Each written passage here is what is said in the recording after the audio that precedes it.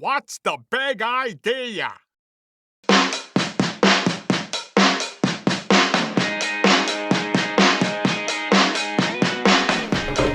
And we are here. Oh, good. That's on because sometimes we have that off. Yeah, I check that usually Cool. every time. Yeah, not last time. So Pretty sure I checked it. I had to fix it last time. Oh.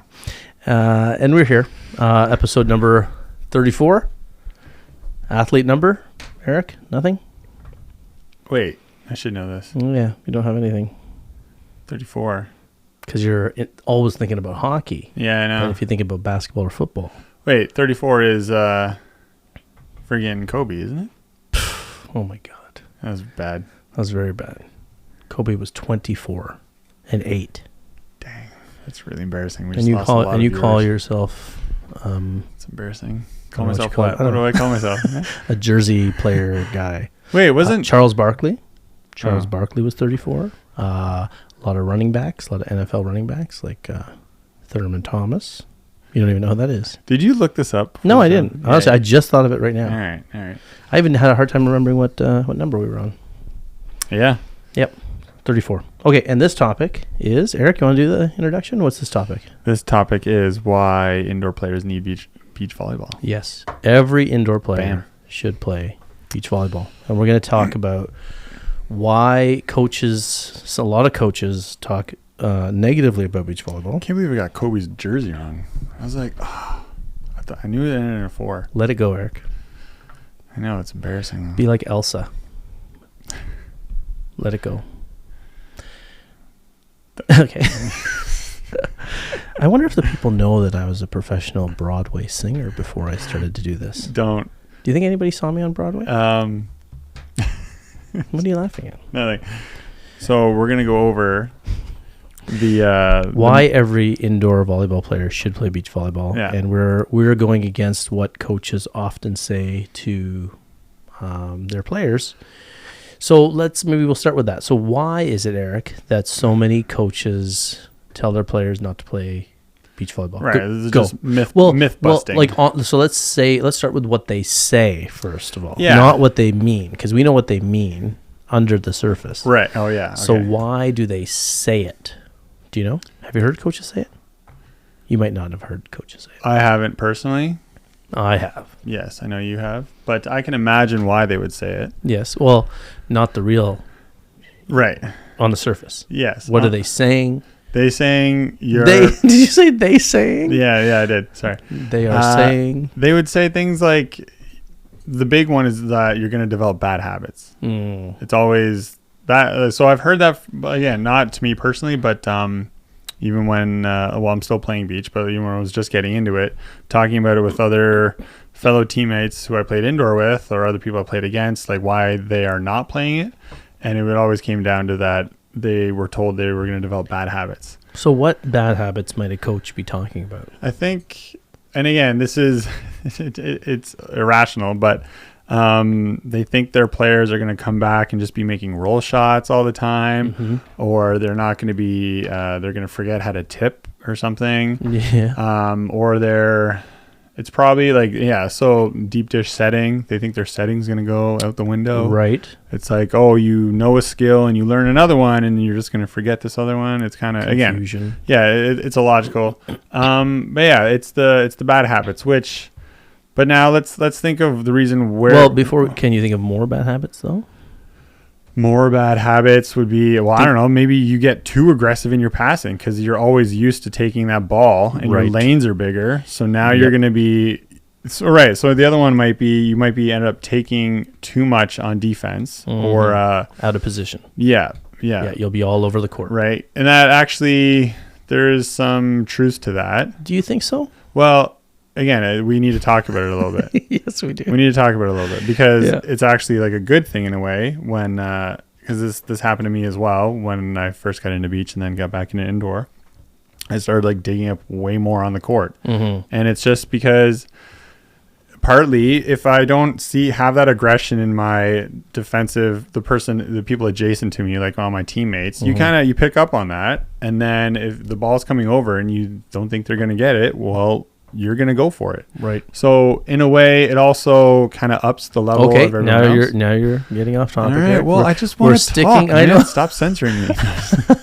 Oh yeah, I keep forgetting it's Volleyballology uncensored. Yeah. So let's stick with the bad habits. Right. So people listening are like, I want to hear more bad habits. Yeah, over aggression, but and again, like we'll talk about that. Like, that's a good quality in a way, and like you may end up going for second balls more, which is supposed to be for the setter. Right. So out of position, I think it can maybe. So it's every part of the beach game. Like your blocking is going to be different because everyone knows what a big, the beach block. You hide, you go for the really low, hands down, and then you jump up and then press.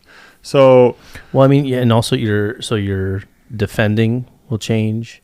You might forget that the block is not a touch indoor and send it over. Yeah, actually, yeah, that's true. I mean, I don't know, but these are the bad habits. Right. And instead then of going the to pokey, volley, the rolly, the first contact. Spike approach is different. Yeah. Hitting it to, like you said, roll shotting more, taking more roll shots or, jumbos, we call them, right? The big high looping shots to corners, which still work indoor, by the way. People don't know that, but still works. Just spike approach movement's different.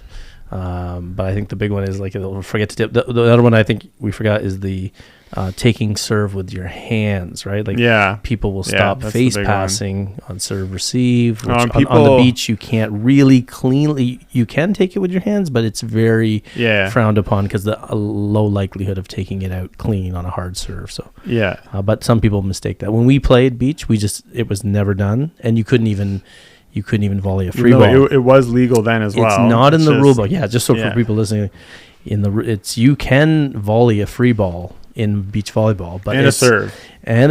But because it was assumed to be not clean, we just would never allow it. No one would ever allow it, and no one would ever do it. Yeah. Today, though, you're seeing players do free balls on one, and they just volley the ball on one. Because sometimes people are doing these really easy lollipop float serves, and then they're just like, okay, and that it's done less on serves still. Today. Totally done less. But I mean, free balls and rallies, you would never see it, and now today it's kind of common practice. Which kind of makes sense because like if you're gonna give me a free ball, if it's clean, what's the difference between a hand pass and someone at that level is gonna make just as quality a forearm pass as they would have. I know, right? So, well, and even at a lot of levels, we just automatically called it. That's just out of tradition. It became but so those are the bad habits. Well, and players also, they end up, skyball serving indoors and then they hit the ceiling and then, they lose points. So my thinking and is then they go, oh yeah, the ceiling. Yeah. Man, I forgot. And the sand. Yeah, in the sand. And I forgot that I'm not playing on sand. And when they like make a hitting error, they say, "Oh, the sun was in my eyes." The wind. I shanked it because of the wind. No, that's the problem with these. So we're already getting into. But that's the problem, right? Yeah, exactly. That's the problem with these arguments. The assumption that what the player's not going to remember. Yeah, that they're playing indoor now. Like there's 6 players. It's a hard surface. It's a different size court now. It never used to be, but now it is. Now it's 9x9 indoor, 8x8 on the beach. Used to be 9x9 on the beach when I was playing. But so they think the player's gonna forget that all these differences. Exactly. Very interesting. Like you are for sure. It happens when you come from beach into indoor or indoor into the beach. There's a readjustment time. Yeah, because your swing approach. Couple practices, maybe. Couple practices. But if you're playing enough, you'll even get over if you're playing enough of both, and even if you get to play them both constantly throughout the year, you're not going to make the biggest one is the first contact off a serve. Yeah. You'll know because you're playing them both frequently enough. Mm-hmm. You might forget. I do see players sometimes coming in defense of this argument that like for the first couple practices they forget they can face past the serve. Yeah. And they end up like, crap. Yeah. For sure. Yeah. But I've done that a whole bunch of times. And that's where the coaches who jump on it, that's their ammo. Yeah. But it's funny. So I had this discussion. With a couple different indoor coaches, and they both said to me, they tell their players never to play beach. And I asked them every time, both of them, I said, these were club directors too, by the way. And I said, so did you play beach? No. So like, how do you know? Right? It's so bizarre. But so this is where we get into the real motive. So Why is it that coaches discourage beach? Because I see parents now. There are parents who just accept it as fact that beach teaches bad habits. Well, after hearing what you just said about the director, it sounds like laziness, man. Like, is it laziness? Well, like again, you have the player. They come back from the beach and they make the air of like tomahawk, or I don't even know what you call it. Like they don't hand pass the serve, and then the coach freaks out, and then like, but like so the coach gets mad, and then from there on, the rule is you don't play beach anymore. Like, just let them play, and they'll readjust. I think there's something else at play. Oh. Well, thinking about this show and what coaches are like, about 90% of coaches. What is it about the beach that they wouldn't like? Yeah, I know. What is it? Well, why don't you tell us? Why don't you just tell me? Well, they don't like the fact that they're not in control there. Yeah. They don't like the fact that the player can go out there. There's no coach. That's the beauty of beach that we're going to talk about later, but there's no coach. They might meet other teammates from other clubs. Yeah. There's a risk that player could learn things that undermine what they've been teaching, or just learn that maybe the coach is wrong and beach has helped me. So coaches don't like the freedom of beach. They don't like it because that means the player can pass, they can set, they can hit, and they can develop without them. So they and again, if they've never done it, they don't know the benefits. Like one season of beach, and that player comes back more confident, not just as like a volleyball athlete, but just as a person. Yeah, as a person, like whatever age they are. Mm-hmm. It's so good. Well, it's so good in terms of just fun because you're outdoors. Like, it's awesome for that. Like, you're just having, especially as a kid, like when I first got into it, it was just a really fun sport. But then like the mental challenge and pressure, and you come out like anything, you go into something hard and difficult, get your ass kicked and butt kicked, but you enjoy it.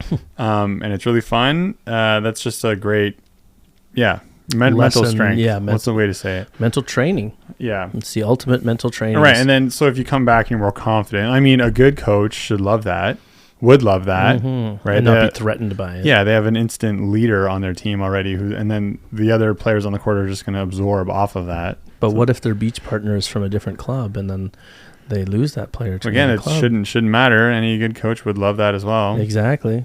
Because that means the player's developing, and and if you were that coach that was happy for them, they would have a harder time leaving you anyway, because you weren't so vindictive and bitter. But what do we know? But yeah. But for sure, if all of a sudden you lose that player to another club, and you'll get bitter. And I think that's the real reason. I think that. So here's the deal. I think the real question for parents listening, players listening. So if you have a coach or director or anybody telling you, don't play beach, it teaches bad habits, your question for them should be, why? Did you ever play beach? Did you play beach? Because I can't think of a person I know who's done both who would tell a player not to play beach. And that's the thing. Right. Like, the only people who say don't do both didn't play both. Yeah. Or maybe even one of them. They didn't play one of them. They're just regurgitating what they've heard. And so are parents now. I hear parents all the time tell us, like, they just assume for a fact that I know beach teaches bad habits. I'm like, what do you mean it teaches bad habits? Yeah, what do you mean you know? They're just parroting, what everybody else is saying. And I wonder if these things become Google searches. I wonder what happens. If you type in, should I play beach as an indoor volleyball player? Okay, Eric's going to Google this live on the recorded show. Because we all know that we're gonna Google is the global conscious. We're going to fact check. Should I play beach volleyball? Here, I just typed it in. Should I play beach volleyball? As an indoor player, though, you should say. Okay, as an indour player. I'll do that. As an indoor. And while Eric's Googling that, I'll sing some of the show tunes. Okay, you know what? Oh, sorry, didn't know time. The first thing that pops up is it references Karsh Karai. Interesting. Yeah. Karsh Karai. So, Eric, you want to tell the listeners who Karsh Karai is? Well, he's the GOAT of volleyball. He is the greatest of all time. In North America, at least. I don't know. Globally. Yeah, probably. He is. I mean, just considering what he's done and what he is still doing, he's the best player and now coach that I can think of So can I go on about Karsh Karai? Yeah, because you know. So Karsh Karai was my childhood hero, and he's a lot like me. He's the Jordan of volleyball. He's more than the Jordan of volleyball because here's what he did. Here's what he did. So Karsh Karai played for the U.S. indoor men's national team. He was a player in '84 when they won the gold. Then became team captain in '88 when they won the gold, and he had a successful indoor career. Left the beach for a decade because the U.S. national team just didn't allow them to play beach not because of the sport was bad for them, because all those guys were beach players. So wait, he was already playing beach? He played beach for several years from a young child. He's a Hawaii guy, right? No, he's born in Michigan, moved to California. Oh, he's a California guy. Dang! Thank God I took over this section. Yeah. Well, whatever. So you're like Karsh Karai, black guy. No, he's white. He's white.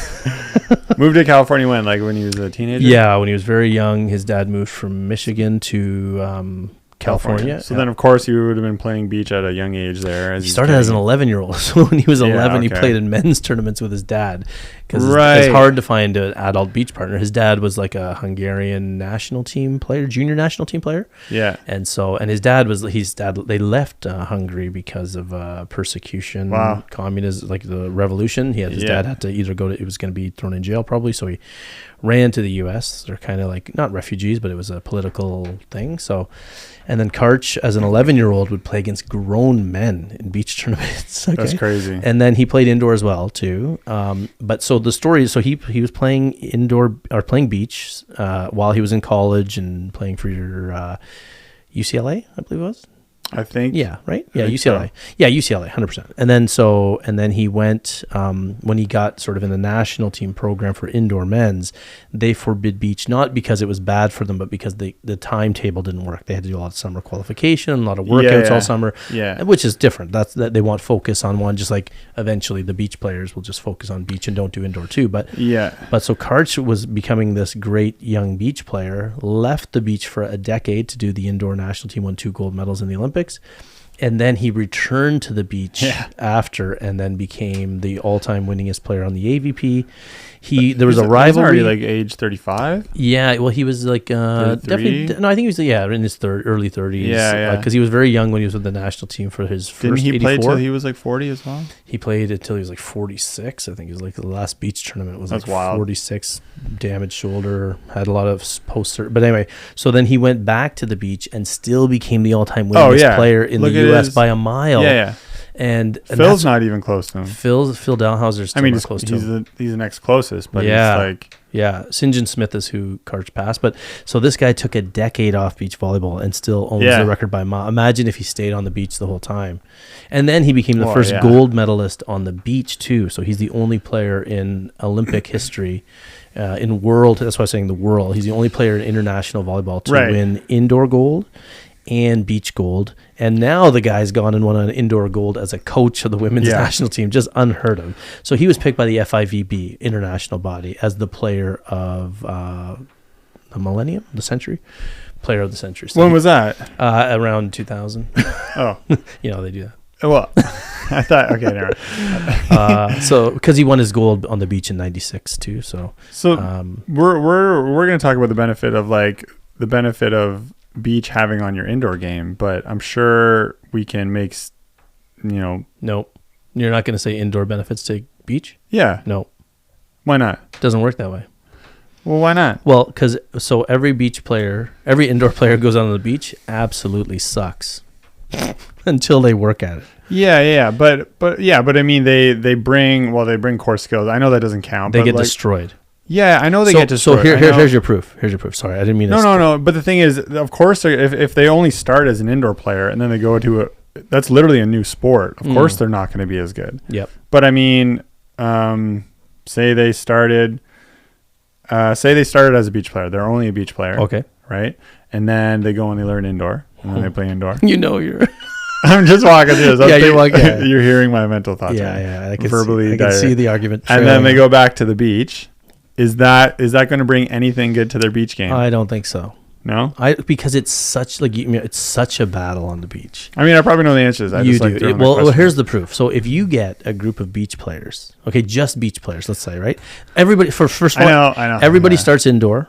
Everybody And starts that's indoor. the thing. Everyone starts indoor. Because that's the one in elementary school. For now, it's very difficult to start on the beach. But so everybody starts indoors. So I'll give you that, like the fundamentals of the game and the introduction, sure.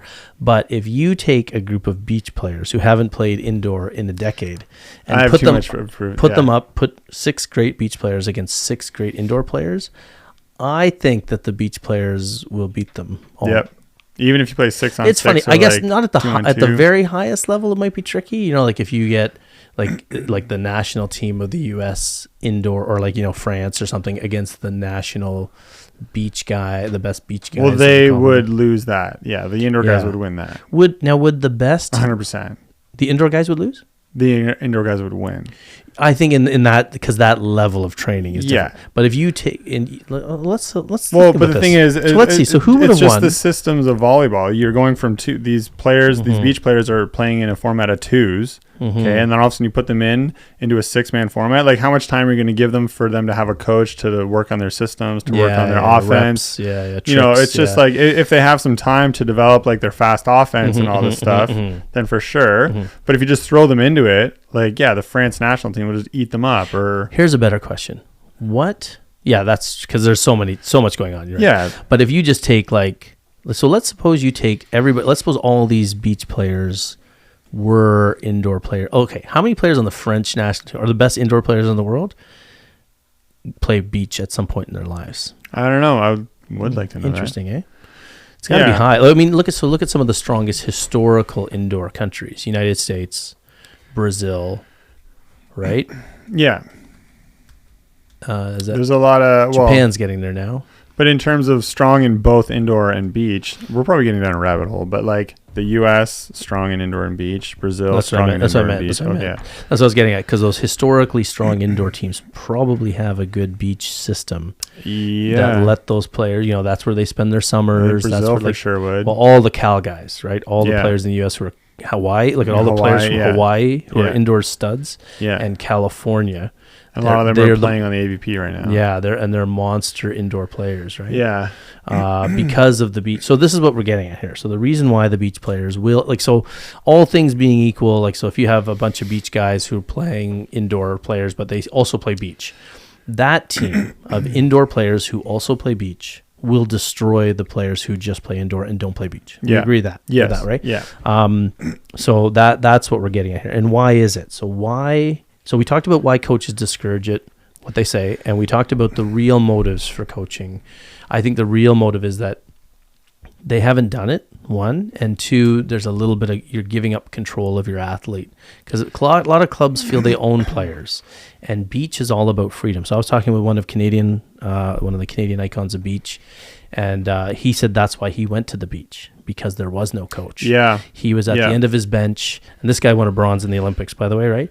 And he said that this is Marquise. Yeah. If people want to look him up. Wasn't super tall, great so he's player. Probably getting looked over in that regard. Not super tall, and just he loved the freedom of the beach. And now beach is becoming more of the coaching place now, too. A lot of coaches are moving out to the beach, and it's losing some of that freedom, but it's still... And was he a bit of, you know him a bit better, did he have, not to say it's a bad thing, but a bit of a chip on his shoulder, a bit more confident, and therefore, I don't think he's very humble. I know, but maybe he had that was enough to be you know what, screw this, I'm going to go find something else. That's what I mean, that type of assertiveness or whatever. I think that's sort of looking, we talked about before the show, that's sort of looking at where he is now. Yeah. After doing all, he knows he's good now, but he's still a humble guy. But I think what it was just same with me. So when I was playing, it was just freedom, being on the beach all day. I think, and it was fun. Even if you won in a tournament, it was still there's nobody there. So this is why I tell young players they have to do this. And parents listening, this is the one thing I want to say. If you are tired of your indoor politics, if you're tired of indoor club and the coach telling your kid that they have to be liberoed out, the coach telling your kid that they can't hit, beach is the place to go work on all the skills, right? And I didn't have any, I had great coaches. It's not like I needed to escape from them, but I just found the sport and it was awesome, and they were totally down with it. Yeah. Same with me. I didn't have a problem with my coaches in our era. Yeah. They knew when to step back if they weren't volleyball people, or if they were volleyball people, there was not a dilution. There was not too many kids playing, so we had decent coaching. And beach was just a great place to work on your passing, your setting, your hitting, your defending, your blocking, because we split block even as a short team. There was an adjustment like with the ball when you go from beach to indoor, because the indoor ball just like wobbles a bit more. It's sometimes the serves are a bit faster, not that much faster, but I think they are. Yeah. I think so. The ball's harder. The ball's harder. In beach, you can really kind of push the ball, shovel it. Yeah, that might be a habit. That's a habit coaches might not like. That is the bent arm passing. I was I bent my arms a lot when I passed. 'Cause I was used to scooping more on the beach. But if the ball gets if the ball gets there, like I've seen, it's funny. I was just watching a funny video of like Bruno and Engapet. Oh, you sent me that, yeah. Yeah. Yes. And it's so funny. I was watching, and then like Engapet on the first pass, he uses his whole body and he shovels it to him indoor. And I'm like, but like no one's gonna tell him to criticize him. I did that my whole life. Yeah, I was a good passer indoor. And that's what I mean. I'm like I just watched this guy do it, and like the thing is, it works, and so it's. Yeah, so this whole straight arm passing. We're talking about pros, right? We're talking about these, and this guy is one of the best left sides in the world. Yeah. So, but if he's still getting it to 2.5, he'll probably, like, if he was 15, some coach would try to correct him, even if it's working. That's the funny part. Well, isn't that part of what we talk about though? Yeah. We talk about process over result. Yep. And so a 15-year-old does this. We would just have to understand why they're doing it. Well, so if the result is there, but like, so you do talk about process over result, but you don't. They're achieving.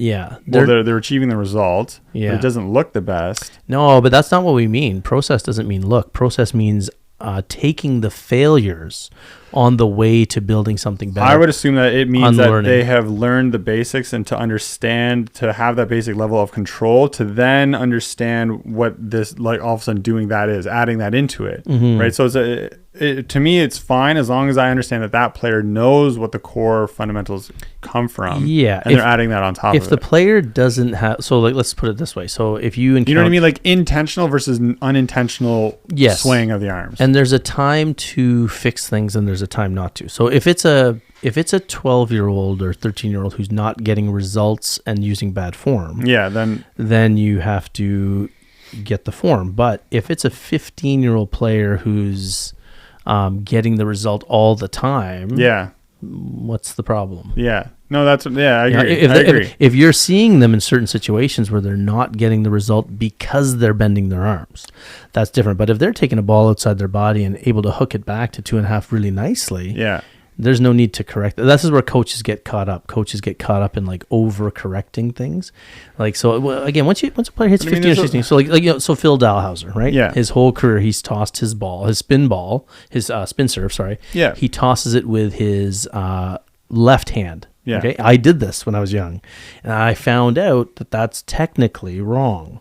Okay. Well, no, it is. It is. So like when you're teaching, to who? Exactly. That's what I'm telling you. Oh. So that's what I'm telling you. So the result. But I found out that was technically wrong. Yeah. As I came. So then I started tossing with my right hand, and then going into my back. Boy. Yeah. And well, my serve got more consistent, but I also lost a crazy curve on my serve when I tossed it with my wrong hand. I used to have a crazy curve when I tossed it with my left, and then I became much more accurate and consistent in placing it with my right. So I stuck with that because that's what I learned was right. So like if Phil Dalhausser was 15 and tossing with his wrong hand and getting those types of aces, like I suppose he was still getting, would a coach correct it? They shouldn't, right? Because then the player, I know what you're saying. They know what they're doing. They're getting the result. Yeah, I think it's just that critical thinking around the situation, and then you can make it. And it's not even critical. It's like, are they getting it done? Are they getting it? Will it work at the highest levels? Yeah. So bent arm passing does work at the highest levels. Like it could be a tendency. Like is it? Are they doing it out of laziness? Do they have the time to actually read to get that extra half step where then they don't have to do it as much? Like, that's what I mean in terms of just I think that's the criteria. Will it work at the highest level?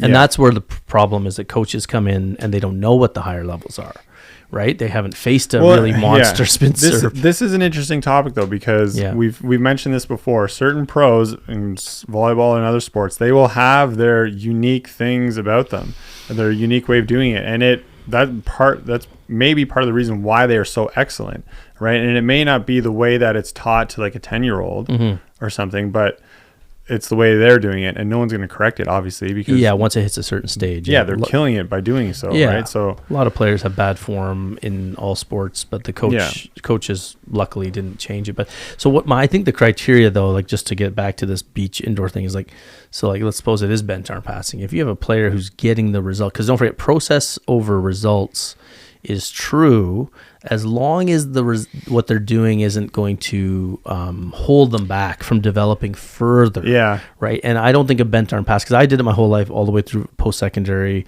all the way international. Like when I played overseas, I was still doing it.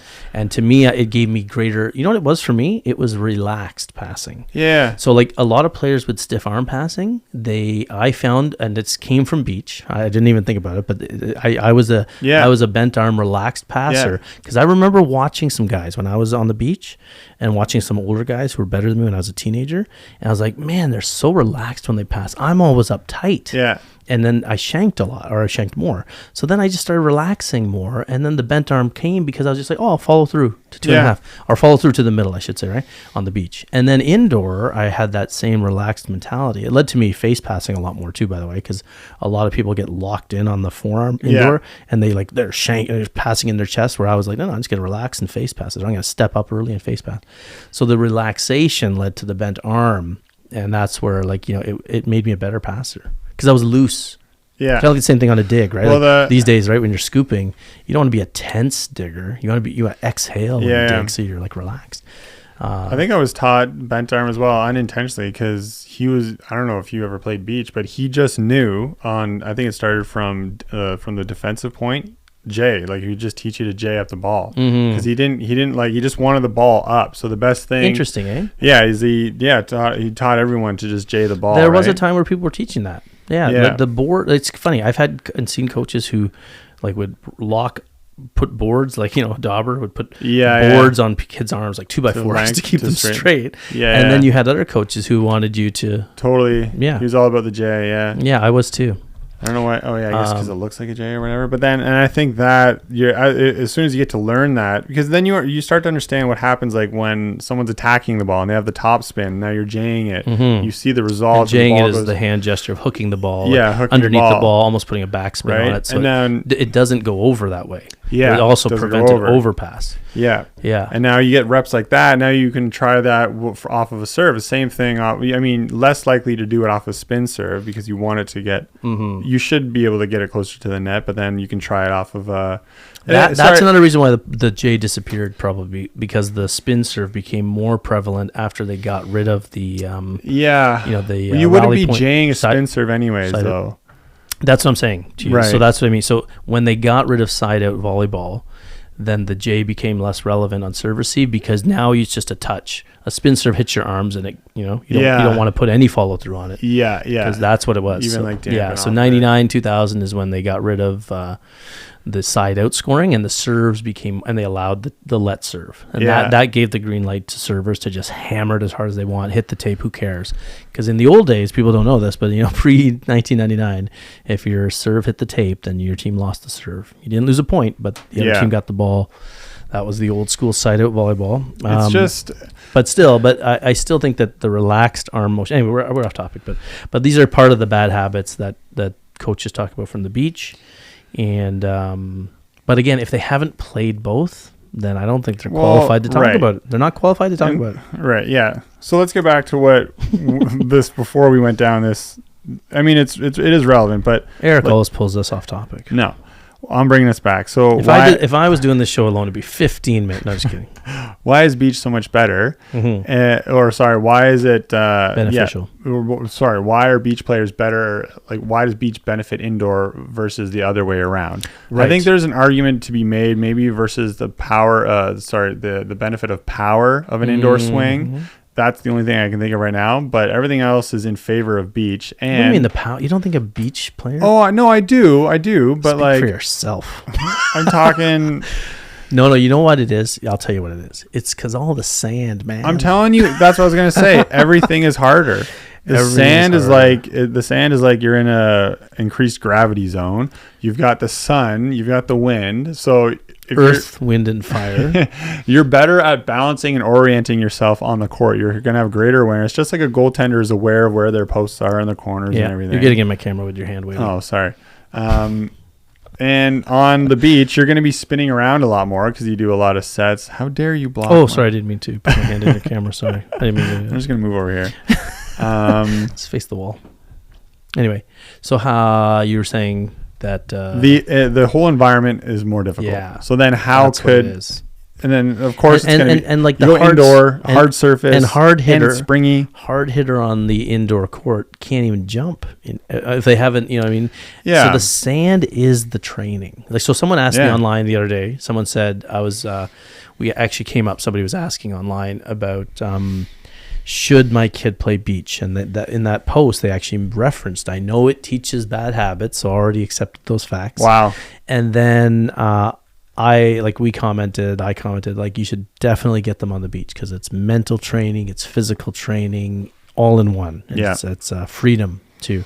And they asked, what about grass court volleyball? And I said, well, grass court is great, but it's less formal, so it's hard to find like an organized circuit, and depending on where you live. But yeah, it's not a real sport. And two, it's more it's like indoor. Official sport. It's like indoor. It right? is. You're gonna wear. It's a hard surface. I said the sand is the key. Yeah, like the sand is the key to. So grass court's fun, but it's like there are way more ankles get blown out in grass. Yeah, court and like, 9 times out of 10 you're wearing shoes, right? Yeah, it's like, so it's and you'd use indoor type of play. Probably. Yeah. It's just a fun take on indoor, is what it is. Yes, I wouldn't even compare it to beach. I like playing grass is nothing like playing beach, other than the wind. Yeah, it's kind of a fun hybrid between the two, I suppose. I don't think it's anything like beach at all. Well, no, but a lot of formats is that they'll do twos, right? Yeah, but so you're playing beach rules. But it's still beach sets, it's beach blocking. But it's the push off. No, to me it's the push off. It's the jumping. But that's you. No, that's the same. That's just you. No. No. The people love beach too. Like I played. Yeah, I you played get twos on to grass. swing like an indoor player. Yes, that's why these tournaments are fun. It's because it's a bounce fest. It feels like you're playing. Yeah, it feels like you're playing in a gym, but with only 2 players. Yeah, but if there's wind and elements, just because you're not good at it. No, I was amazing at grass court beach. I loved grass court. Grass court beach. Grass court beach. I loved. I loved grass court, but I loved it because it wasn't beach. It was like, oh, we're gonna fly. Well, of course, it's not beach. It's grass court. That's what I'm saying to you. Oh, see, thanks for proving my point, Eric. That grass court is like you're wearing shoes, you're taking off. That's why people love it. It's like playing beach without all the hard work. Yeah, kind of. Yeah. Yeah, you're welcome. So beach. It's still volleyball at the end of the day. Okay, what are you talking about? You just changed the topic. No, but I'm telling people though that to why are you anti-grass court? No, I'm not anti-grass court. I'm just saying that if you're looking for the benefits of beach, yes, you won't reap the benefits of beach by playing grass court. Well, no, that's why it's called grass court. Exactly, but you were trying to say it was the same. No, I wasn't. Yes, you were. I never did. Rewind the tape. I never did. Rewind the tape. I was just making fun of you, how you were like so adamant on that. I was just saying that grass court is not going to give you the same benefits as beach. I absolutely agree. Because it's like playing indoor outside. Yes. Okay, good. Yeah. I think we had our first fight. Anyway, no, actually it's our second fight because you remember that thing about your sleepwatch. Something about data. I know. Whew, that's testy. Testy. No, if you guys are wondering, Eric was his watch was telling him when to sleep and eat. Yeah, don't wear a watch around Zuby. It wasn't a regular watch. It was one of those new. What is a regular watch nowadays? Yeah, a lot of them do that. A lot of them do that. I was tracking my sleep, and then I told Zuby, I slept so great. My watch said so, and then he had a no. You told me that you had a great sleep, but your watch said you didn't. And I said, well, who are you going to believe kind of thing. I don't think that's how it went down. That's how it went down. No. And then you're like, well, the watch said I didn't. And I said, anyway. We agree that grass. We'll talk about it off. Yeah. Yeah. We'll fight. We agree that Eric was wrong about this one as well. No. So grass court isn't the same. That's what I was saying to that parent, that grass court won't give you the same benefit, because the whole point of the struggle of sand, I think, is so it makes players jump higher. That's one thing we need to tell parents. So your kid will come back indoor jumping 2 or 3 inches higher, and they will have better cardio because the exhaustion of running through the sand makes indoor feel like a breeze. Yeah. when you go back to 6 players, it's like crazy easy Yeah. to play defense. Oh my You're God, all over the place. Well, you're still in your You can be. Yeah, you're still in your position, but you're like, oh my God, there's so many people who are covering the same size court roughly Yeah. that we were covering. Again, it's slightly bigger indoor now, but it just feels so much easier to get to the balls. Well, and what's another reason is reading. Yeah, exactly. Because you can have take to that one. Yeah. Well, yeah. Okay. So it's just in the game of twos, like you're going to get burned. If you're just getting into beach, you're going to get burned all the time. From the sun. Well, yeah, sorry. From the sun. But also you're going to, your partner's up blocking and you're digging and then they hit it and it's nowhere near you. And you're like, oh, geez. And so obviously, what are you going to start doing? Sorry, take us through that. Take us through that inner dialogue here. What? Oh, they hit it where you're not. And you're like, oh, geez. Yeah. Oh, geez. Like I need to. How did they hit the ball there? Well, they're looking where you are, and then they're going to hit the ball where you're not. Yep. So then, what do? Well, you need to start reading the attacker. You need to start picking. There's a whole bunch of little visual cues you can pick up on, like. And you can outsmart the attacker. Yeah, and if people, who have watched beach, they'll see there's little mind games that chess. Yeah, I don't need to say at the highest level. Like you'll see it at any level, right? Or even knowing when to peel as a blocker. When you pretty sure that they're not going to have a confident attack, so you may as well peel. Actually, there's a bad habit that I used to do going back into indoor. I would peel. They'd be like, "Oh no, what are you doing?" I'm like, "Oh," but I mean, you do that once, and you're like, "Okay." Well, the only time you should peel in indoor volleyball is when, Eric? On a free ball. On a free ball. So in other words, that means when the player is definitely not. And honestly, there's sometimes you shouldn't even block in indoor. If it depends on the attacker. Well, that's what a peel is. That's what. Yeah, but it's not free ball. No, not just on a free ball. Even if they're hitting like an attack, but it just depends on the attacker and they're off the net. And if no, I don't think so. I think you're wrong here. No, sometimes I think only the middle should go up and just block to make sure. Because sometimes it's these loose cannon arm swings where they're like highly unpredictable. Yeah. So you just go up and get a clean press with one blocker. Yeah. I think that the rule is that if the player is jumping and attacking, then you should jump as a blocker. If they're like well off the net. If they're jumping. If they are jumping. Sure. Then you are jumping. You know why? It's an easy dig, though. Do you know why? Oh, it is a super easy, but it's an even easier dig if your blockers are in place. Yeah. So that's the only problem with like. But now, what if the blocker gets tooled? That's okay. That happens. That happens. Power. All the power to you. But that's why you don't just go up with one. So like, if there's an attack coming, you can get blocked with. If that player is jumping, right. If that player is jumping and they're behind the ball, well, if they're just jumping, you jump as a blocker. If they're not jumping, I always do as a middle. Yeah, the reason why some players have this problem is because they're probably not beach players and they're not used to, like you were saying, they're not used to watching the player's body. Players peel. You ever see this? Players peel, and then the player smokes it. Backward attack. Same player smokes a bad set because they weren't watching the body. They were watching the ball. They're like, oh, that set's too far in. So all the time. As a beach, I don't know if it was because I was a beach player or not, but I played against a few guys who did this too. I would hit everything. So if it was inside 5 feet, because I didn't go too soon, I really had good coaches who taught me to wait. So that set was awful. I would wait and attack everything. And sometimes blockers would peel.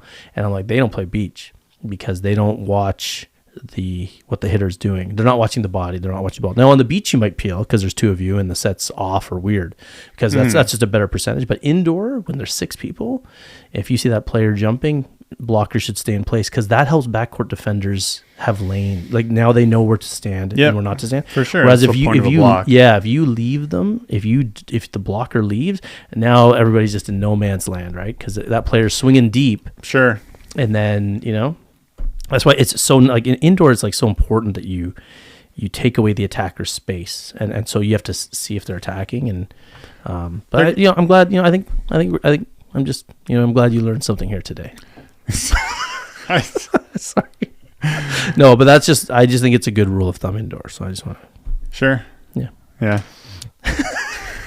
Is that your way of saying you don't agree or? Yeah, I don't agree. I think there's certain situations where you can. So if a player's in full attack mode, you would peel? No, I'm thinking like say it's a really hectic play and then the ball was put up and it's well outside like the sidelines and they're forced on a hard angle and they are like a meter back from the attack line. So that's where you stay inside as a That's blocker. Where I would just let the middle block. Okay. And then everyone just play off of that, or maybe maybe have a double block, but it's just be because the angle's already I always greatly cut down. Yeah. They have to go cross court, and that's where you tell your blockers to move in. Yeah.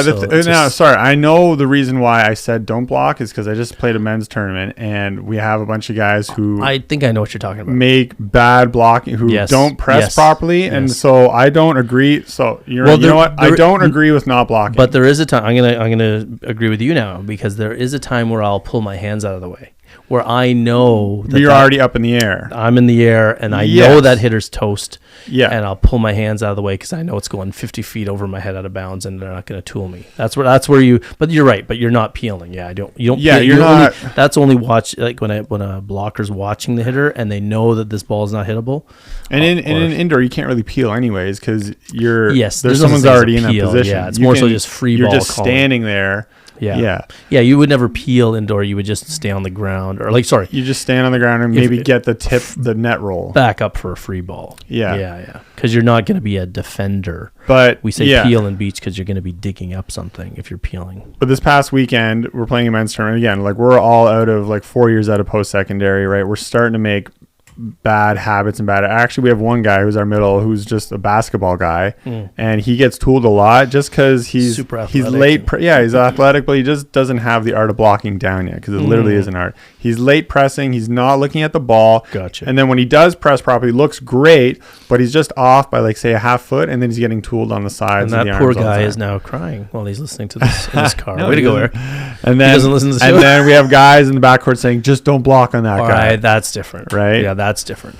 That's basically, and that's the right call until basically they're saying you don't know how to block. They're too nice to say you don't know how to block. Stop blocking. Well, what would you say if you're in the backcourt and digging? Would you tell that guy you suck at blocking, so just don't block? There's a tournament situation like that. But if I'm a coach of a team, I tell him how to. I say maybe let's get everybody blocking on that ball. Let's get a triple block up if it's a backcourt pipe. Is that what you're talking about? No, just really bad sets for middles. No, just for an outside, like a scramble play, and it just got jacked up and it was well off the net, or it was outside the sideline, so it's a really hard angle. Yeah, I would still say.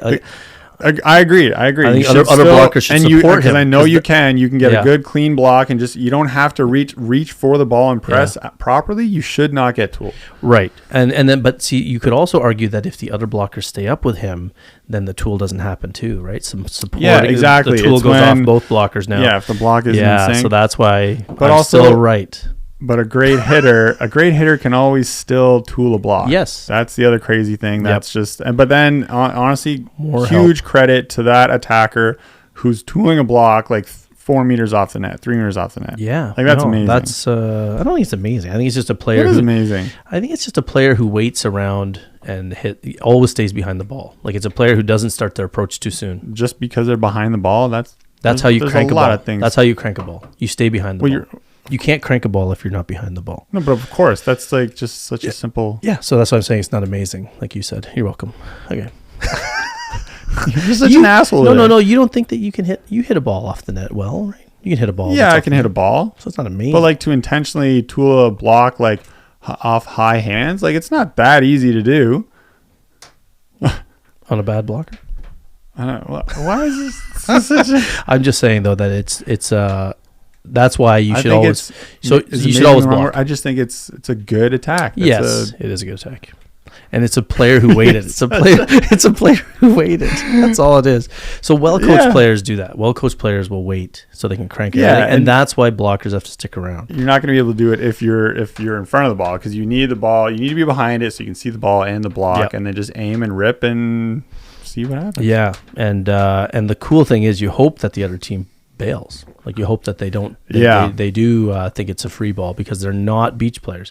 So beach players would tend to stick around longer in that situation because they know they got 4 other players with them, like the 2 blockers. Yeah.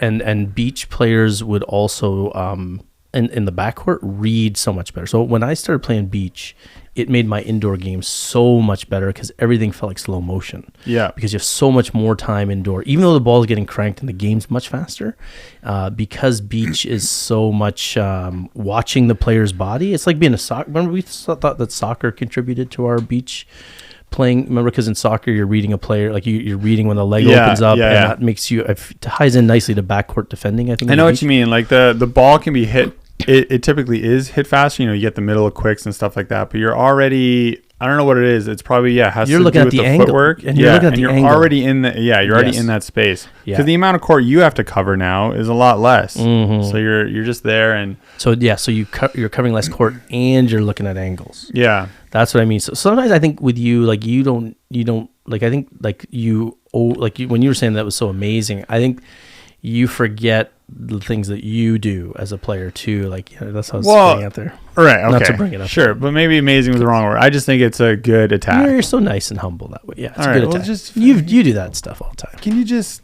I shouldn't have went back there. Anyway. Where's my watch? Oh, speaking of which, did anybody notice something different about Eric's side of the room today? We made a little change. Tell us if you notice anything different about Eric's side of the room in the comments section, because we did something special. No one watches. Nobody's watching. Everybody's listening on Apple.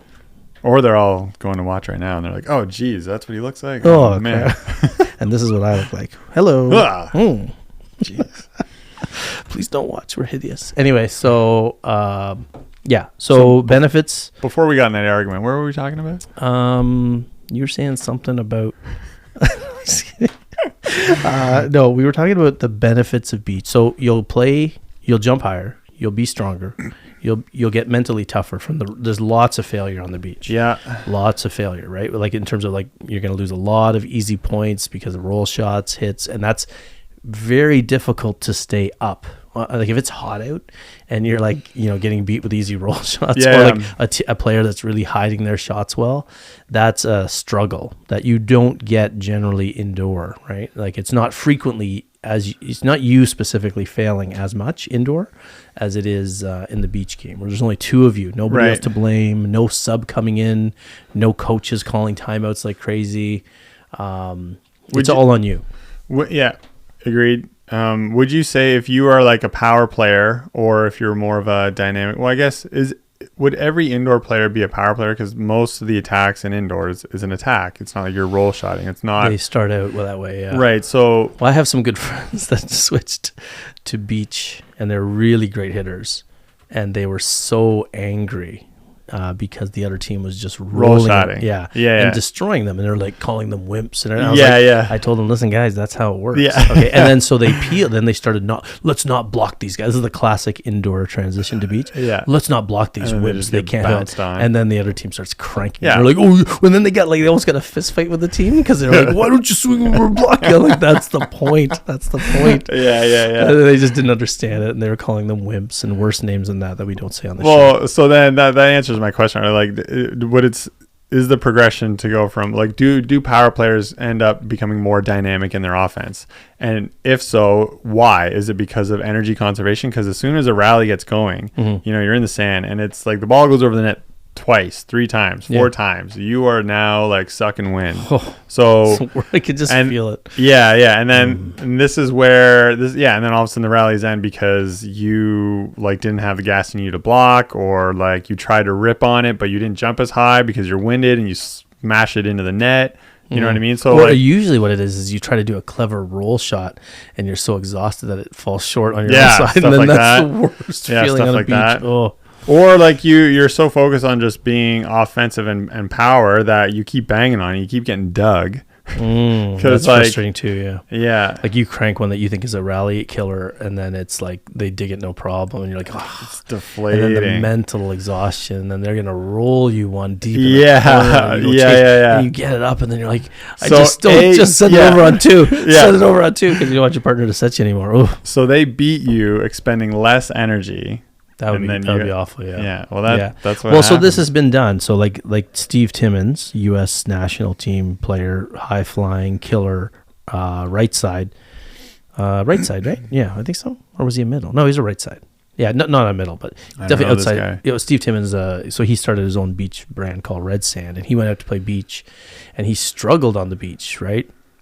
Because he was a bomber. And that's all he could do. And these are back in the 9x9 court days, so when the court was bigger. Yeah. So a lot of people don't know this, but when the beach court became smaller it actually helped taller players come out on the beach, because beach players were, a little bit shorter than, like, middles didn't generally come out on the beach and do too well, because on the 9x9 you had to get on your horse and sprint to deep corners. Yeah. So when they shrunk it to 9x9, Shrunk it to 8x8. Shrunk it to 8x8. It just allowed the big players not to have to move as much. So that's where tall players came in, and then hitting their offense, and then hitting it down became much more important. Yeah. And a lot of shorter players used to hit deep corners. Yeah. And, I remember the switch when it happened from. I was getting older already, but when it went to 9x9, when it went to 8x8, I was like, oh man, I'm gonna have to hit a lot differently than I used to. Harder angles and more down, and like it changed our approaches, closer to the ball to get a little more vertical, which you always wanted to do on the beach anyway. But it just made it forced you to hit it down more. But yeah, it's definitely dominated by tall players now. Now it has become a tall player. Right, and even a roll shot is like it's like a 50% swing almost. Well, when guys like Phil Dalhausser can play in the back court now, like the tournament recently, at his age in his 40s, where he chose to defend when he was playing with another player his height. There's defenders that are 6'6" now, right? Terrifying, yes. These guys. So, and the short guy on the team is now 6'4", right? Yeah, that's the short guy. So, so the benefits are just the mental stuff, the physical stuff. Players who come in from the beach they feel like they're jumping higher, they have better cardio, they're stronger mentally, they become more independent, like we talked about off the top. Yeah, they meet more people. That's a legit benefit, like you mentioned earlier. Yeah. And they get away from the coach. Like not that coaches are bad, but it is very helpful for a player to sort things out. Well, right. There's nowhere to hide. Good coach or bad coach. Yeah. You become more of a or just autonomous athlete. Yeah. Right. You kind of know what works, what doesn't work.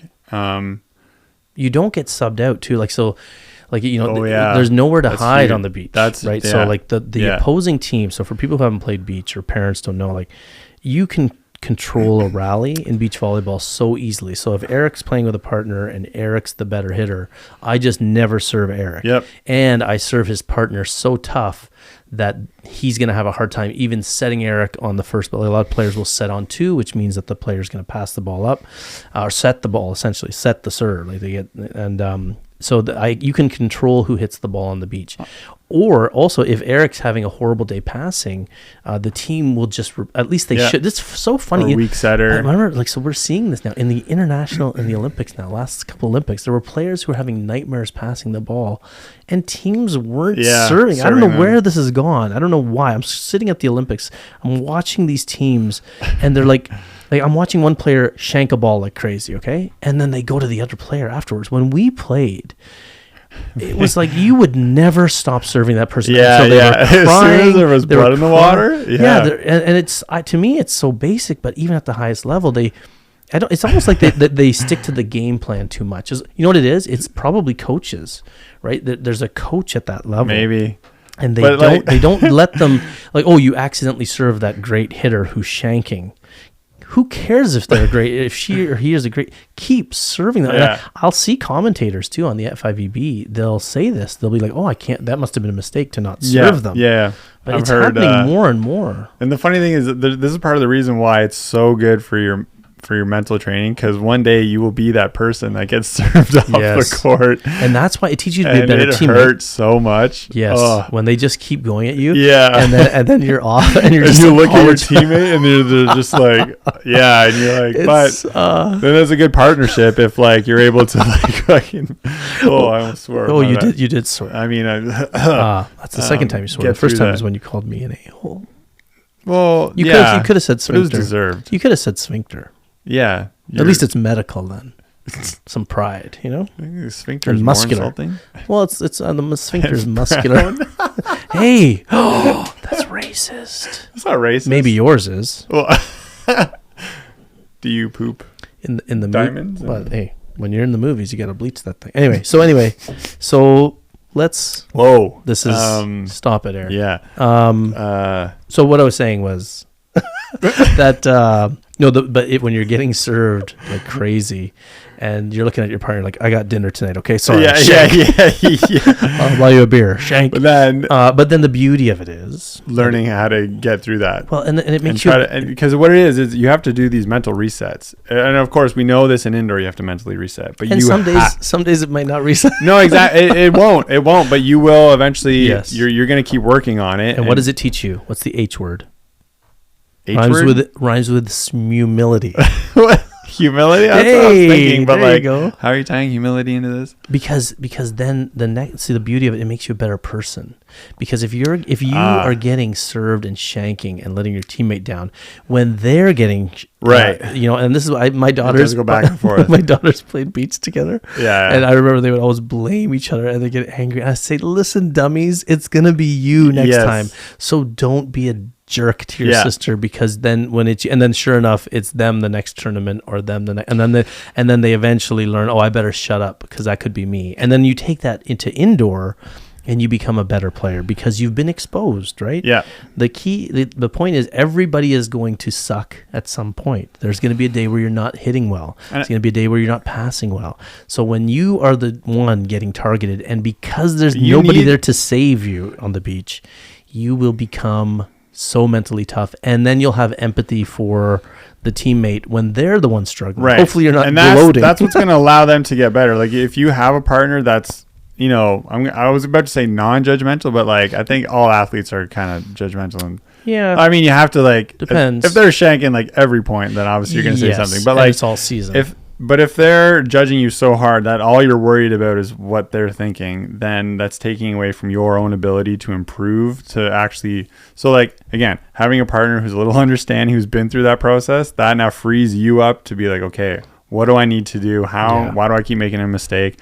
Moving your feet or whatever. And then you can get through it. Yep. Having that is huge. It's like life, right? Well, like having something, it's a partner, right?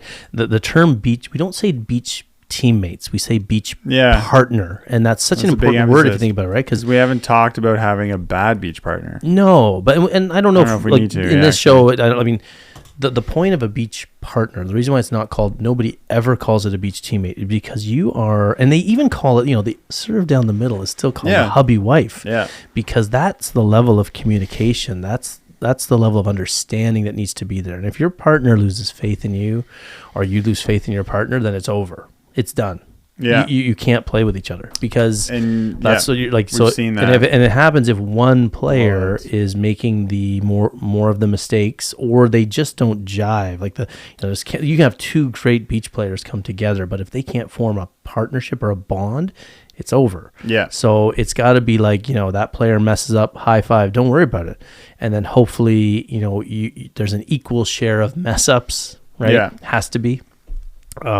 Or like this player never blocks, like your blocking partner never blocks, and then you shank a bunch of digs, and there's an understanding that we're working on stuff together, right? Like if you're not digging the ball, it has something to do with my blocks, and if I'm not blocking the ball, it might be because you're a horrible defender, right?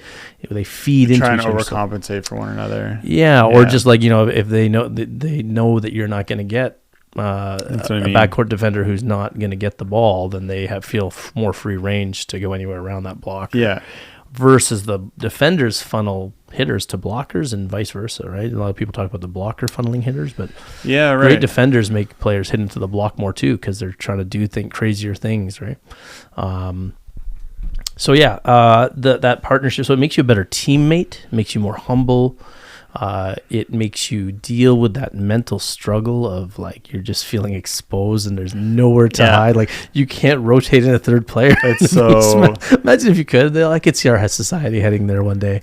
The way we're going with like, it's hurting their feelings. Yeah, so maybe we should have a sub on the beach, because we don't want mental. I doubt it, but I wonder because that honestly I don't know what else to call it, but the pain of those bad matches. It can, personally speaking, it can sting pretty bad. Yep. But obviously, I keep playing the sport or whatever. But, I don't know. Maybe that might actually happen. Maybe that's why a lot of kids or adults have actually left the competitive scene or left the sport completely. Beach, you mean? Yeah, beach. Yeah, I frequently hear players quitting beach. Yeah, it can be a lot. I did too. When I first started beach, I remember it was like near the end of high school, early university, because back then it wasn't a thing everywhere. And I remember thinking, I hate this. I hate beach volleyball. And then you hit your sand legs. That's another thing we should tell players. Sand legs are a thing. So like it takes about 4 or 5 weeks each season, maybe, especially at the beginning where you don't know what's coming. Depends on how much. If you're out there playing 2-3 times a week and you're younger, then But like I tell people like if you're give yourself a few weeks anyway at the start of a season, and you'll get your sand legs, and then you'll be able to do the things indoor that you like, because the hard floor lets you push off so well when you're moving. It lets you push off when you're blocking. It's hitting. So that give in the floor is what people don't know about. That their sand legs are going to kick in. The stabilizer muscles are going to get stronger. Your muscles are going to get accustomed to the give, and then you'll find that you're jumping just as high as you were indoor a few weeks into the season, and then when you do go back indoor, look out.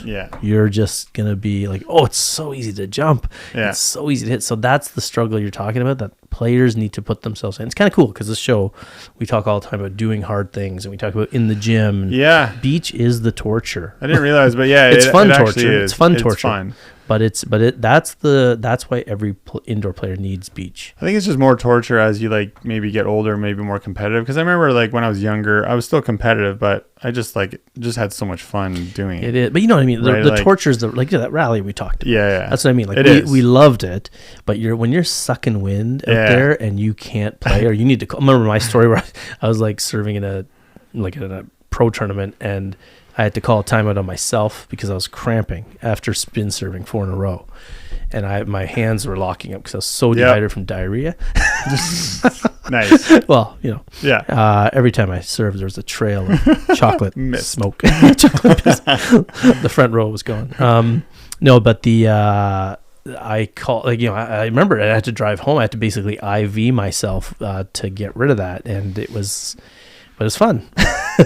But to go through that is very interesting, right? Like, and we do it because we loved it, and we still play it because we love it. But it's still exhausting. That's what I mean. It's that fun torture. And there's and another description like for me to describe this torture is like, because I ended up playing against some guys who like obviously went further in the sport. National team, But then and a few of them as well, though. Like, so I would do everything in my power. Like, I would even pass the ball well, right? I'd get a great set for my partner, and then I would make an excellent attack, and then I'd still get dug up. Yes. And then they would win the point. And then this would happen multiple times. And I'm left with facing the reality that they are simply better players. But the thing is, as soon as I was able to accept that and get over the, like, anger of like losing it, now I start to look at, but you know what? Those guys are putting in way more work than I am. Yeah. Like, I know they're much more dedicated to the sport. They even like conduct themselves more like, I don't know how to say it, but professionally, or they're working as a partnership. Like, now I'm starting, of course they're beating me. Right. And you mean back then? Yeah, back then. Yeah. Well, they were. Because even then you were kind of coasting up to that level. Yeah, I was kind of like drifting. They were like more involved with like national level training and stuff like that. I was kind of on the fringe of this stuff. And I was still made it there. Who's this guy? Yeah, no one knew my name or whatever. But then like it was just so good to like get over that anger, because now it's like, well, if you want to be on their level, you have to put the work in, right? So it's a good. In today's age of like entitlement and just wanting results now, it's a great reality check that results only come with. Someone told me this the other day. Is like, like there's like video games and stuff. Now you can literally just spend money to become more powerful in these games, and then because you can buy levels. And stuff. You can buy whatever, wow. And then so you don't have to earn it. You don't even have to earn it, right? So this is very humbling. Right, a harsh reality check. Or it's not humbling. It's actually the opposite of humbling, right? It's like it's not teaching you any value, right? But volleyball is. Sorry. Yes. I thought you meant the video game thing. Okay, yes. Beach volleyball has. There's no shortcuts. Yeah. Yeah. Sorry, I just explaining even further the fact that there's no escape. Yes. Right. Yes. And even if you do your best and you're being beat fairly. And well, I guess you could offer the opposing team $500 to throw them out. Yeah, if I had it back then, maybe. But it would lack the rewards. Yeah. Can you imagine doing that? Yeah. I'm sure there are. I think there are organizers that know who the Olympics. And it's still oddly just $500 all the way. Wouldn't that'd be great for the sport though? You'd be funding all these other teams around the world and like, I'll give you $500 if you. That was me. Why should you Trump? Hey, see, that was like it's just a joke. But no offense to anybody who likes Donald Trump or hates Donald Trump, but it'd be funny. I just use that voice. As if Donald Trump played volleyball. It's like, I'll give you $500 if you just let me win this match. They're out to get me. Anyway, so that's pretty good. Eh? That was good. See, I told you I'm funny. Anyway, Broadway. Anyway, right.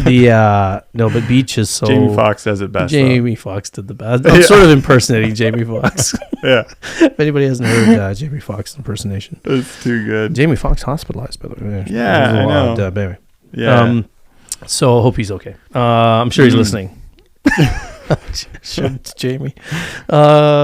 No, but yeah. So play beach. Just play it. Just play beach. Sorry, this has been a hectic. No, but it's good because I think episode. But if you think about it, we're actually getting into. Trying to make sure like we've covered most things, right?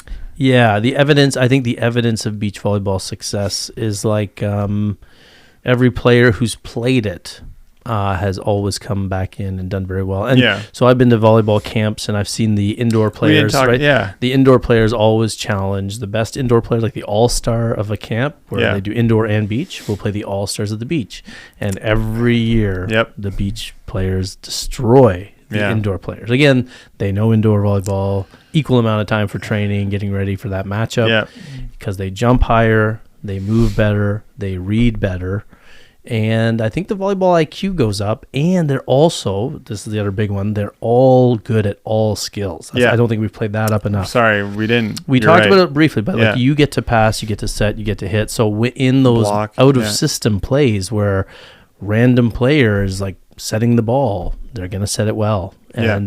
And also beach teaches you to wait very nicely because of the wind and the other factors. Yeah. So that ties in what we were arguing about before. Where those players who wait and hit better might be beach players because they're used to waiting. Right. They don't start their approaches early. You can't on the beach. That's true. Because there's too many variables. That's probably what made me, because I got so much better at indoor. All the people listening are like, Zuby sucked at indoor, but I don't care. I don't care about them. No, but seen that footage back in the 90s, the late 80s.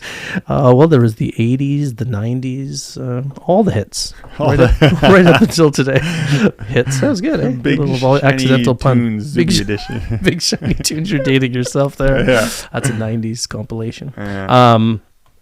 No, but that makes you a better player indoor. So like I agree. Like the waiting on the ball for sure. Sorry, I'm trying to think. I guess the set is a bit different. It's typically a bit easier to hit because it's it's easier in the regard that it's more like a meter ball, but it's also harder in the fact that you have to wait and it's harder to jump and then your coordination and everything. But yeah, you're right. Actually, from going from beach to indoor, you do end up waiting for the ball, which just makes you much more explosive. Indoor, yeah. Yeah, and you're seeing the block form as you're approaching the ball, and you learn to look. Yeah, as an attacker, right? Yeah. Indoor attackers who sometimes you can see indoor players take looks. Yeah, like, that's a beach player. You're that's right. a beach player because they're looking where the backcourt defense is, or looking to see who's shallow. Yeah. So that's another. So parents don't know. Beach players will, after you pass the ball, number one thing you should do is take a look at the defense. And a lot of players are really good looking very late see at how the it's defense. Forming. Yeah. See where that backcourt defender is, and then you go up on the set. You take a peek after the set goes up sometimes. And that's a tricky thing. It's a very tricky thing to learn. Yeah, it's a skill. And then some of those players bring that indoor with them, and they know exactly where to tip or where to hit it hard. Who's cheating? They'll know if the triple block is coming much better than it's someone who's like just looking at the ball. So that's a pretty big one too, right? It's so funny because as we're doing the show, like we're actually catching ourselves thinking about beach and indoor and all the things that we do that we don't even think about. That's sort of what I was getting at when you mentioned the amazing thing about the hitter. I'm like, You do that all like we do this automatically. I see what you mean. Yeah, you don't see many good level players who played post-secondary and beyond going in and reaching back for the ball. I was probably emphasizing it, the fact that it was amazing, because I haven't played indoor in a while. I just played yesterday, and I got like totally just roofed a few times. It was effective too against you guys. Like the players who were doing that, were lighting up your team probably. Yeah. And if you were on the other team, you would have been lighting them up. Well, if I was on the other team, they were just a better team than your team, right? They were very good.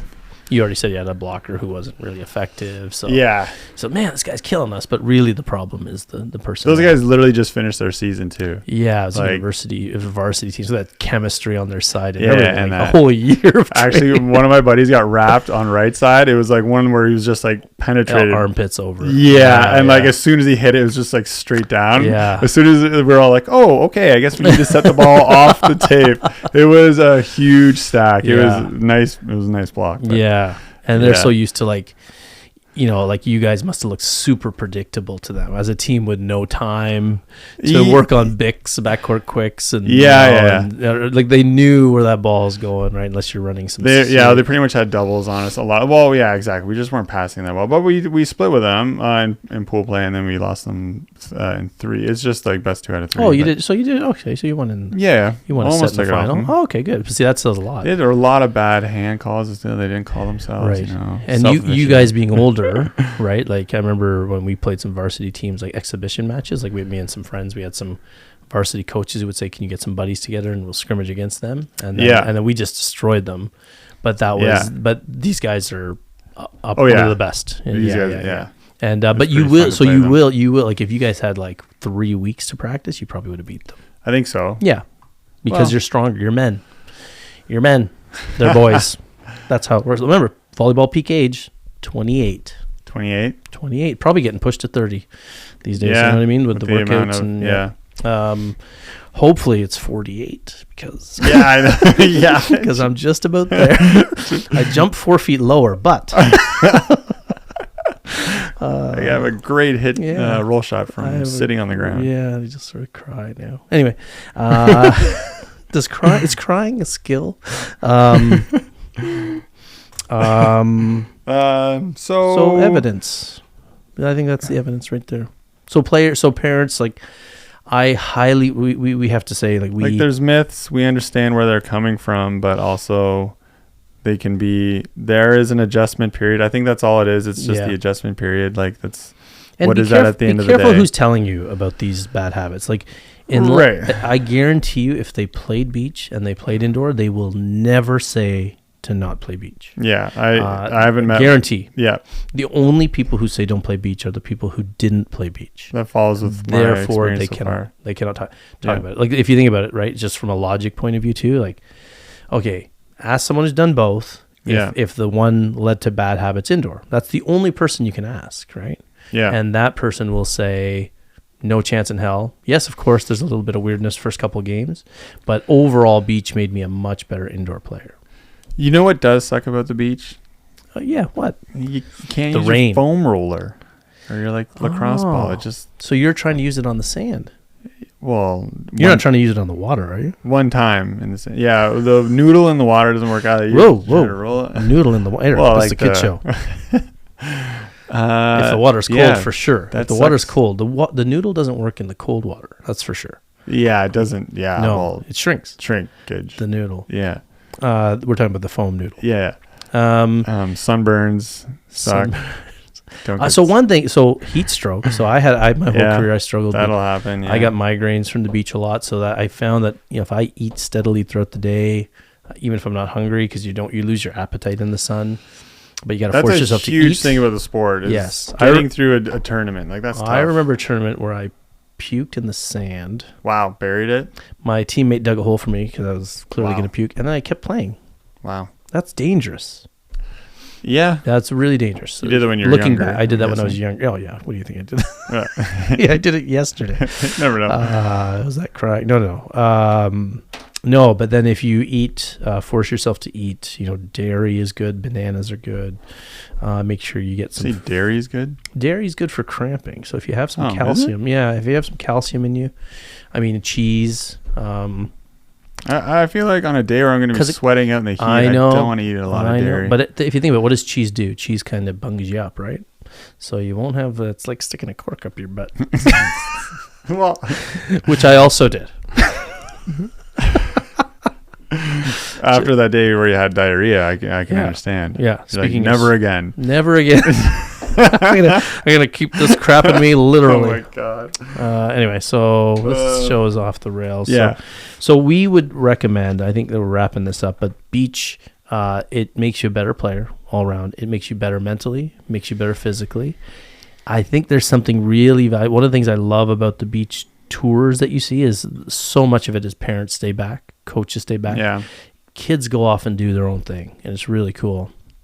And they learn cool about vibe. Yeah, it's cool vibe. It's freedom. That's what it used to represent. I think we're seeing. I was talking with them more and more. I was talking with some beach players controlled. Yeah, it's becoming a little too regulated. It's becoming a little bit too much coach presence on the beach. Yeah. But for the most part, the kids can go out there. They can play. They can have a good time. They can even go to a beach, like with a net where there's some posts and play on their own and figure things out and learn that they can do all 4 skills. Yeah. That's massive. Yeah, exactly. Right. And you're just getting more touches because it's just 2. You're always going to get the second touch. Yeah. Or the next touch, I mean. Yeah. And so in a day, so this is something we totally forgot to talk about too, but in the age of volleyball where everybody's going into specialization indoor and middles are getting liberoed out, and there's defensive specialists. So now even some left sides and right sides might get liberoed out or like defensive, get rotated out of the back court. This is a place where your kid, if they're not getting the setting reps, suppose they're a backup setter, or they're not getting the setting reps, they're not getting passing reps, they're not getting hitting reps if they're like labeled as a libero. Like there are some good hitting liberos who just get told they're liberos and then they can't hit. So the beach is the place where parents can help their kid develop this stuff. Yeah. So you just because your club coach or your high school coach is saying, oh, you can't pass, you can go out on the beach and work on your passing. You can go out on the beach and work on your hitting if you're not allowed to hit. Yeah, beach specialist is a hybrid player. Like, a well-rounded beach player is, multifaceted, right? Yes. Did you say beach specialist is? Yeah, beach specialist is a hybrid player, meaning it's like your left side type player or not more than a left side. They can set, they can attack, pass, dig. Yeah. Yeah. And even increasingly, we want middles. A lot of coaches want their middles to be able to set in front of the attack line, hand set in front of the attack line, right? So, and like I said, the problem is in club volleyball, your son or daughter is being told they're a middle, but at the next level, there's no way they'll be a middle because they're supposed to be an outside hitter. So then that player never learns to pass, and then they go for a post-secondary tryout, and they don't make the team because they can't pass. You're right. The beach is the answer for that player. Yep. Get them on the beach so that way, even come varsity post-secondary tryouts, that player can still be an outside hitter. I wish you said this earlier on because we've probably lost a whole bunch of listeners, with the rambles. Right. Because that's a huge thing. You called me names, people probably turned it off. Yeah, I'm sorry. That's okay. Because that's huge. I deserved it. Because how many players drop out of the sport because they think they're just going to be a middle and then they're not getting the reps, and then it goes into the off season, it goes back into tryouts, and then they're cut. It's like, what's going on here? And so not only would beach, even if they say they went and they played beach and they came back and they were still cut, well, now they've discovered a new sport anyways, right? And then hopefully they'll play that, come back to beach season, or hopefully you're in a place where beach season just all year round. That'd be even better. Oh, yeah. It is cool. Yeah, if beach is all year round. Although it's funny, we talk about the ebb and flow of beach season. That's something we didn't mention too. At the end of indoor, everybody's ready for the beach. Yeah. And then at the end of beach, you're kind of I'm ready to go indoor. We're thinking it's very all this interesting. Good stuff. Yeah. Maybe that's just around where we live, though. Do you think? I think for sure. But I still think that beach for a full year, it's got to be fun to go indoor again, right? Yeah. And then vice versa, for sure. I think, though, that... it's still pretty early. It's not super long, this episode, so maybe people are still listening. Oh, okay. Nice. It's pretty funny. There might be people listening who think it's funny that we don't think people listen to the end. Oh, yeah, true. But maybe they like it when we disagree a bit more and then I call you names. It's like a soap opera. Yeah. Or they don't know if we're going to get in a fist fight at the end. Yeah. We should end every show with a fist fight. F you. Oh, no. I didn't punch it very hard. But oh, no. I just punched Zuby. Oh my God! In the face. No, the people watching are like, these frauds. We should say all sorts of crazy stuff at the end, like just random stuff, like anti-government. No, Why? we So don't want then, to. so Just to then- test, just to see who's listening. The YouTube algorithm will kick in, and then Do you think the algorithm listens to the or end? the The algorithm? the AI. Do you think it listens to the end? Well, why wouldn't it? It is Well, because it gets bored too. capable of infinite processing. But what if the power. algorithm has taste? Maybe we bored the AI. That's what I'm saying. That's true. Yeah. It's possible. Maybe it has taste. Maybe Chat GPT is like, F this. This conversation sucks. This would be FPT. Doesn't make any sense. Anyway, so yeah, there's so many benefits to beach that I think that every parent should get their kid out and just watch. Yes. So here's the thing. You should say to your kid, listen, I was listening to this great show called Volleyballogy. Really two good-looking guys. Two really, really dangerously good-looking guys. Yeah. We're talking Like- about this. So you're going to try beach. And then, but Only listen, watch with one eye. But Otherwise, you'll faint. yes. Don't look them in the eye. But what Hey- if? Oh wow! no, I but just realized. here's- What if someone only has one eye? Yeah, that's possible. Yeah, People, well, people I know. have one eye. I know, but I'm sorry. That's okay.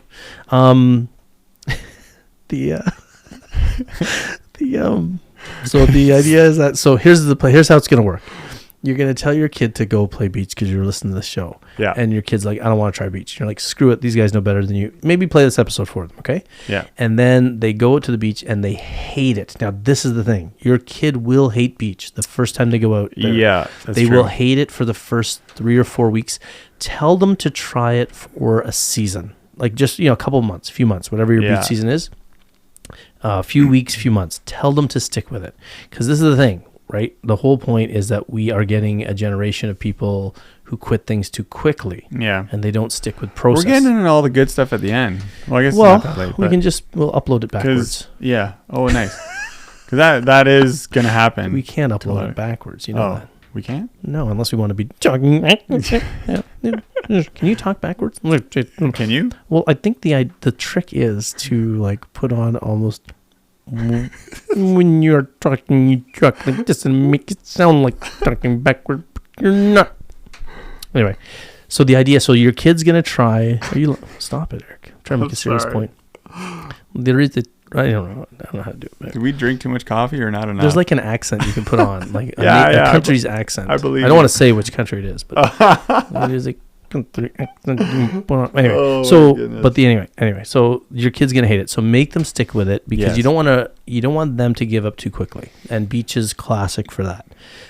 If they get past that barrier and stick with it, watch out. They'll love it, and then they'll come back indoor and be better. Well, and I guess you kind of give them a little, like warning on like this, like cause all the benefits that we spoke about of why it's so good for indoor is because it's harder. So Yes. obviously, Bam. they're getting thrown into something hard, and just be like, okay, you're not gonna like this, or Initially. don't say it like that. Like it's gonna be tough.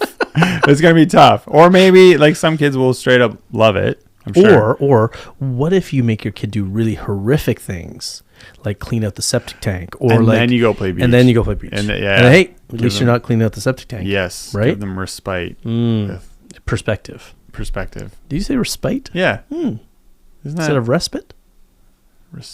I don't know. Respite, I believe. Tell me in the comments. But you know, Or pronounce it for Eric in the comments. respite. Respite, I think, Respite. is what. I think it's respite. Respite. Yeah, it is. It is respite. That's what I'm trying to tell you. I didn't say respite. You said respite. Oh, did I? Oh, jeez. You thought I would.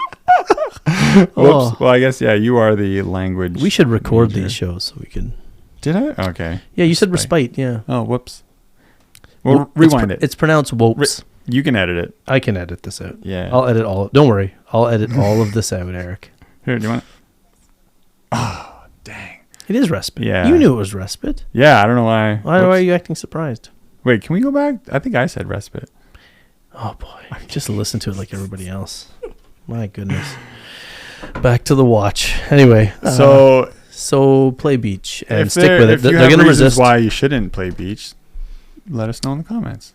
Oh, we if you would like to disagree know. with us, yeah, that's true. I guess we'd like to hear if there's something we didn't think about. I think we pretty. Well, that's what I mean. If there's something we didn't think yeah, about. but again, you please, if you are going to tell us reasons not to play beach, then I hope you played beach for a while and didn't quit too soon, yeah. because then we can't take you seriously. And then if no one comments, then we must be right. Right? Yeah, if no one comments, then we must be right. Yeah. then it's We must law. We must respite. We must.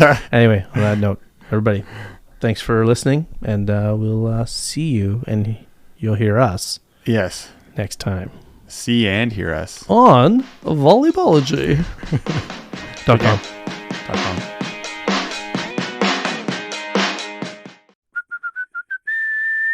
What's the big idea?